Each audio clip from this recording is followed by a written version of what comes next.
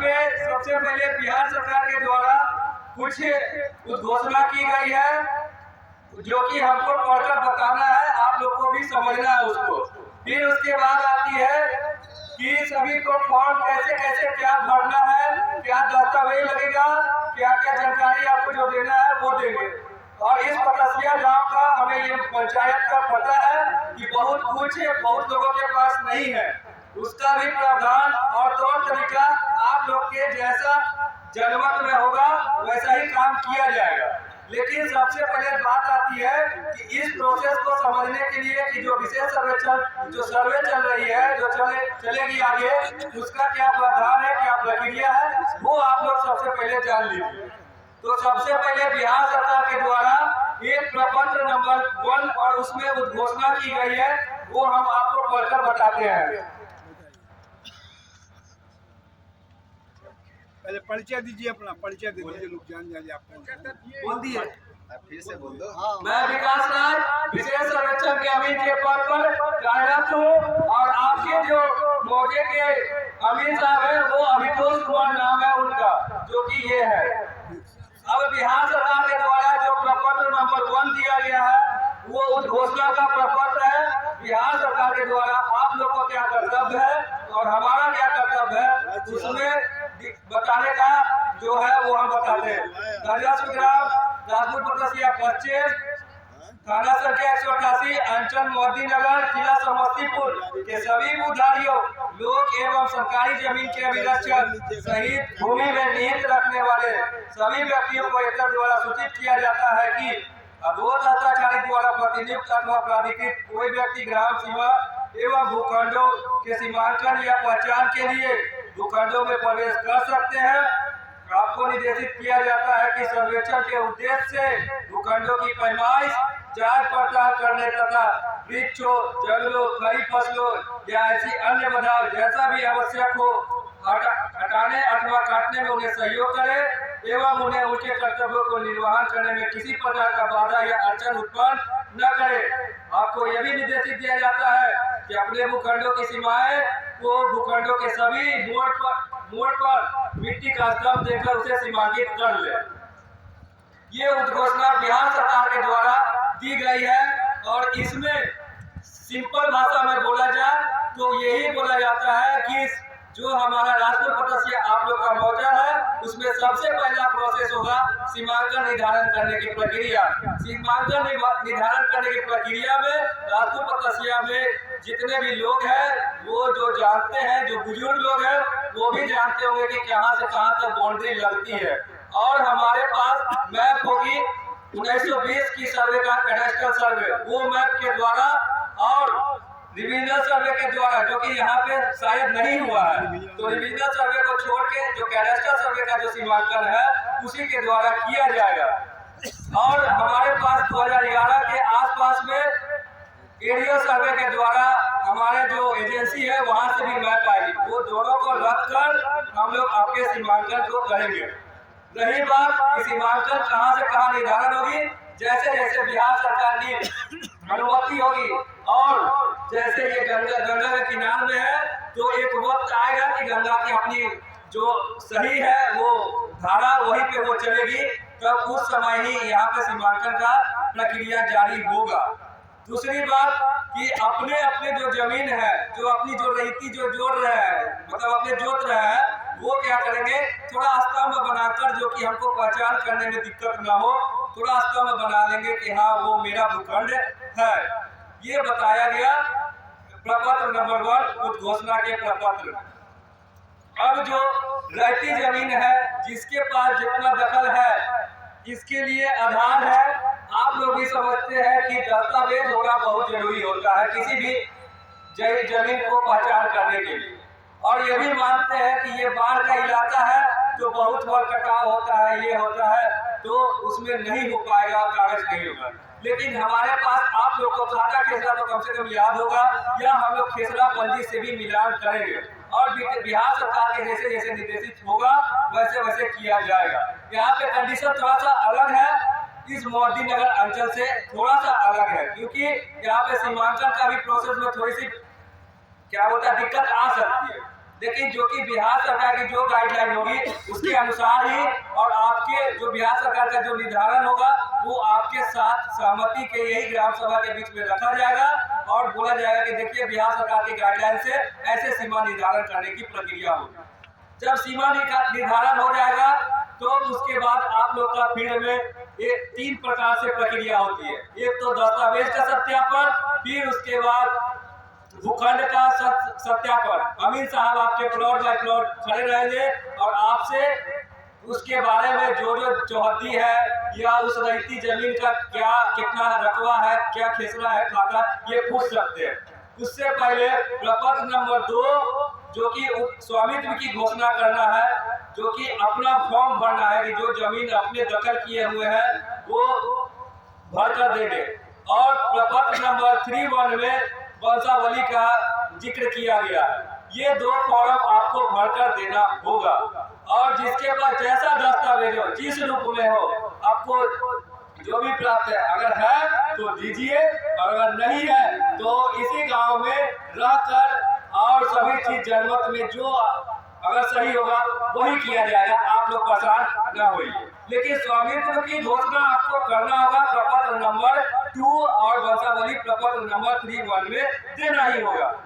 अब प्रपत्र नंबर 2 में जो है ये 3 फॉर्म है जो आपको आपके सामने हम रख रहे हैं, जो कि प्रपत्र नंबर 2 ये है और वंशावली का फॉर्म ये है। वंशावली का फॉर्म ये है और वंशावली कैसे बनेगा, किसको वंशावली बनाना होगा वो भी आपको हम बताएंगे आगे। और उसके बाद जो खतियानी जमीन है तो उसका दखल का एक पार्टिकुलर होंगे, जो दखल किए होंगे तो उसका अगर फरीक है 3 तो अपने अपने फरीक के अपने खुद का जो स्वामित्व की घोषणा करेंगे वो दखल का इसमें ब्यौरा देंगे। अब आते हैं प्रपत्र नंबर 2 पे। प्रपत्र नंबर 2 में इसके सबसे ऊपर लिखा हुआ है राजस्व ग्राम। जिस राजस्व ग्राम में है, जैसे राजपुर तपस्या राजस्व ग्राम है तो ये राजपुर तपस्या पश्चिम या पूरब जो आपको यहाँ पे आप जहाँ के हैं वहाँ का मौजा लिखिएगा। फिर उसके बाद थाना संख्या आप 188 भरिएगा, हल्का नंबर आप छोड़ दीजिएगा, पुलिस थाना मोती नगर होगा और उसके बाद अंचल मोती नगर, जिला समस्तीपुर। अब आता है इसमें टोटल 11 कॉलम है। टोटल इस कॉलम में 11 कॉलम है। 11 कॉलम में सबसे पहला कॉलम आता है रैयत का नाम और पिता का नाम। रैयत का नाम में आपके जमीन, रैयत के नाम में जीवित व्यक्ति जो दखल जमीन पे किए होंगे वही व्यक्ति वो अपने रैयत के नाम में लिखेंगे। ये नहीं कि अगर पिताजी दखल किए हुए हैं, उनका अगर बेटा भी है तो बेटा का नाम नहीं देकर वो अपने नाम पर ही जीवित व्यक्ति पे खुलवाएंगे खाता। वही व्यक्ति का पहला कॉलम में नाम रहेगा और उनका पिता का नाम रहेगा। दूसरा कॉलम में है अस्थायी पता। अस्थायी पता आप लोग को पता होगा कि ग्राम राजपुर तपस्या, थाना ये, पोस्ट ये, आप लोग पिन कोड के साथ लिख दीजिएगा। खाता नंबर आप लोग को सबको पता होगा कि खाता नंबर होता है जमीन का, खेसरा नंबर होता है। फिर उसके बाद आपका जितना जमीन जितना रकबा है 22 डिसमिल, 25 डिसमिल, 2 बीघा जितना है वो अपना लिखेंगे। फिर उसके बाद परजेंट का जो चौहद्दी है वही लिखेंगे। जो परजेंट में चौहद्दी है आपके जो खेत के आसपास में पूरा पश्चिम उत्तर दक्षिण में जो होंगे वो फॉर्म में भरिएगा। उसके बाद आता है किस्म जमीन, किस प्रकार का जमीन है आपके पास, कृषि है, आवासीय है या कहीं व्यवसाय खुला होगा तो व्यवसाय लिखिएगा। फिर लगान आप छोड़ दीजिएगा, लगान का कॉलम नहीं भरना है। फिर आता है जमाबंदी संख्या। जमाबंदी संख्या अगर आप लोग का अगर दस्तावेज नहीं है तो जमाबंदी संख्या भी शायद हमारे लगता है कि नहीं होगा। जिसके पास जो जमाबंदी संख्या अगर है तो वो जमाबंदी संख्या भी लिखेंगे।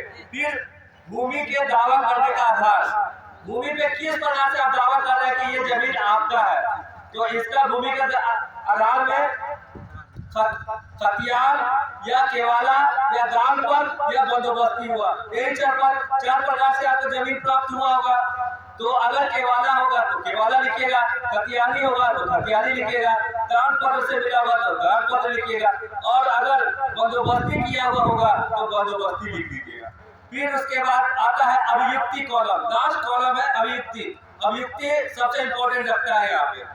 अभियुक्ति का कहने का मतलब कि आपके पास उस भूमि का तो आप दावा कर रहे हैं, लेकिन कहीं पे किसी पटीदार के साथ लड़ाई चल रहा हो या कोई प्रकार का विवाद हो, तो उस विवाद का वाद संख्या अगर केस चल रहा होगा उच्च न्यायालय में या सिविल न्यायालय में या पटना हाई कोर्ट में, तो वो अभियुक्ति कॉलम में लिखा जाएगा कि हाँ इतना वाद संख्या इसके और इसके बीच में लड़ाई चल रहा है। ये नहीं लिखेगा कि वाद संख्या इतना और हमारे चचा के नाम, हमारे चचा के केस करे हुए, ये नहीं, उनका नाम होना चाहिए किसके किसके बीच में लड़ाई चल रही है वो अभियुक्ति में। ये इतने कॉलम करने के बाद ये प्रपत्र नंबर 2 भरा जाता है पूरा कॉलम में। अब इसके बाद अब आता है कि आपको दस्तावेज क्या क्या देना होगा। तो दस्तावेज में अगर खतियानी जमीन है और आपके पास खतियान मौजूद है, अगर है किसी के पास तो वो दे सकते हैं, नहीं है तो वो राजपूत तपस्या के लिए हम लोग इतना भी कर सकते हैं कि अगर कागज नहीं है तो कम से कम स्वामित्व की घोषणा आप तो कीजिए कि हाँ हम इतना दखल में अभी हम रखे हुए हैं जमीन, और उस दखल का हम लोग का जैसे जैसे आएगा गाइडलाइन उसके अनुसार किया जाएगा। दूसरा बात है कि वंशावली जो बनाना है, तो वंशावली आपको बनाने के लिए ध्यान से सुनिएगा, वंशावली वहीं से बनेगा जहां खतियान में नाम होगा, वहां से लेके अभी जो जीवित व्यक्ति जो दावा कर रहे हैं भूमि पे वहां का वंशावली होना चाहिए। वंशावली फिर से सुनिएगा, वंशावली का जो नाम होगा, जो खतियान में नाम लिखा होगा, वहां से लेकर जो अभी जीवित व्यक्ति जो दावा कर रहे हैं कि जमीन पे हम हैं, इनके वंशज है, वहां तक का वंशावली बना होना चाहिए। ये आपको सरपंच के द्वारा भी बना हुआ हो सकता है और मुखिया जी के द्वारा भी बना होना चाहिए, या तो आपको अगर स्वतः देते हैं, अगर आप खुद बनाकर देते हैं तो जिम्मेवारी आपकी होगी, वो सरपंच या कहानी नहीं होगी कि सरपंच बनाएंगे तो सरपंच को बोल पूछेंगे कि हाँ ये सही है कि नहीं, लेकिन आप खुद दिए उस घोषणा में अगर गलत पाया गया तो उस समय ही आपका प्रपत्र नंबर 2 कैंसिल कर दिया जाएगा, क्योंकि आपको वंशावली सही दलित से देना होगा। ये नहीं कि कोई भाई अगर बाहर रह रहा है उसका नाम ही छोड़ दिए कि उसको छुपा दिए कि नहीं है वो, हम दोनों फरी के आपस में समन्वय बैठा के ये करिए, ये गलत बात। आपका अगर 3 भाई है तो तीनों भाई का दृश्य दीजिएगा।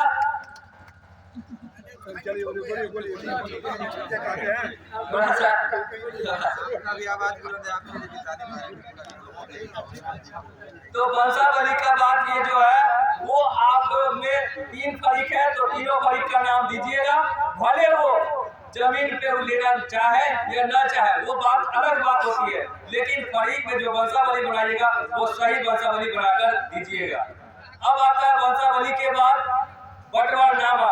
अगर आपके पास खतियानी जमीन है तो आप अपने फरीक के साथ जो बैठकर एक सहमति पत्र, एक बंटवारा शेड्यूल, उस बंटवारा शेड्यूल एक बना लीजिएगा कि हम 3 फरीक हैं, 3 फरीक में इसके खाता और खेसरा में इतना रकबा आया, ऐसे ऐसे कर तीनों फरीक है, 3 फरीक है तो तीनों फरीक का अलग अलग उसको जमीन के ब्यौरा के साथ, चौहद्दी के साथ उसको अलग अलग बंटवारा कर लीजिएगा। और फिर उसके बाद आपसी सहमति में बंटवारा करके फिर उसके बाद नीचे तीनों को साइन कर लीजिएगा, ये बंटवारनामा बन जाएगा। बंटवारनामा शेड्यूल बनाना होगा। फिर उसके बाद अगर एक चीज और अच्छी बोले, अच्छी क्वेश्चन पूछे कि बेटी का नाम होना चाहिए या नहीं होना चाहिए। बेटी के नाम में अगर आपको वंशावली उसी के आधार पे अगर बेटी का नाम अगर देते हैं और अगर वो आपत्ति करती है कि हाँ हम इसमें हिस्सेदारी रखना चाहते हैं तो वो रख सकते हैं, उसको हम लोग भी नहीं उसको कह सकते कि नहीं लेगी, उसका हकदार है। सुप्रीम कोर्ट की आदेश भी है, अगर आपके सहमति से अगर आपकी बेटी अगर नहीं लेना चाहती है और दावा भी नहीं करते तो कोई दिक्कत नहीं है। अगर दावा करने आ गए तो उस समय आपको वंशावली में रद्द किया जाएगा और शो करना होगा बेटी का नाम भी। लेकिन अगर नहीं आती आपत्ति करने, किसी प्रकार का कोई भी दिक्कत नहीं है, अपने भाई में भी रखना चाहती है तो कोई दिक्कत नहीं है इसमें। अब ये वंशावली के बाद आता है कि अगर किन्हीं के पास केवाला होगा तो केवाला में जिनका अगर केवाला में भी वंशावली लग सकता है। केवाला अगर आपके बाबा के नाम पे या पापा के नाम पे या दादा के नाम पे होगा तब आपको वंशावली देना होगा, क्योंकि जीवित व्यक्ति ही अपना खाता खुलवा सकते हैं। जो स्वर्गीय हो गए हैं उनका खाता नहीं खुलने वाला। तो केवाड़ा में भी अगर आपको बाबा या परबाबा का नाम पे केवाड़ा है तो उसमें भी आपको वंशावली बनाकर देना होगा। इसके बाद अगर केवाड़ा आपके नाम पे है तो कोई भी वंशावली नहीं, सिर्फ प्रपत्र नंबर 2 भरकर देंगे। अगर वंशावली उसी आधार पे आएगा जो स्वर्गवास हो गया है और आपकी पहचान के लिए वंशावली का एक फॉर्मेट दिया जाता है।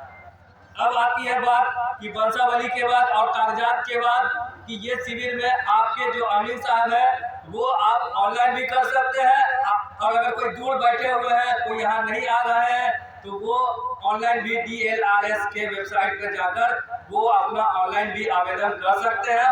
और दूसरी बात, जो यहाँ गांव के लोग हैं वो अगर अपना जो फॉर्म भरना है, ये प्रपत्र नंबर 2 और 3 आप कहीं भी साइबर कैफे में या मुखिया जी के पास हम लोग फॉर्मेट दे देंगे, उनका फोटो कॉपी करवाकर आप लोग फॉर्म भर सकते हैं, इसमें कोई दिक्कत नहीं है।